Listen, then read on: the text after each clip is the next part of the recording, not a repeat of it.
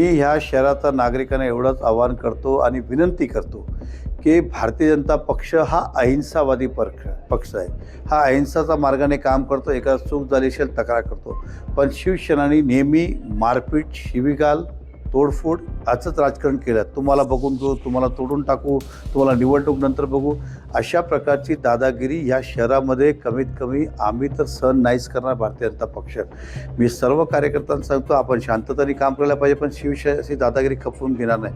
मी या शहराचा नागरिकांना आवाहन करतो, अजूनही निवडून आले नाही. हे आल्यानंतर हेच होईल रोजचं. इकडे मारपीट, इकडे लूटमार, इकडे हप्ते वसुली, हे सगळे होतील. आणि हे आज तुम्हाला उदाहरण दिसले कशा प्रकारचे दादागिरी करतात.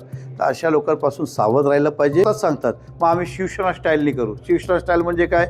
दादागिरी, दमदाटी, मारपीट, तोडफोड. हे सरनाईक साहेब पण नेहमी सांगत असतात की आमची सेना स्टाईलने आम्ही दाखवू. सेना स्टाईल काय आहे? तेच आहे.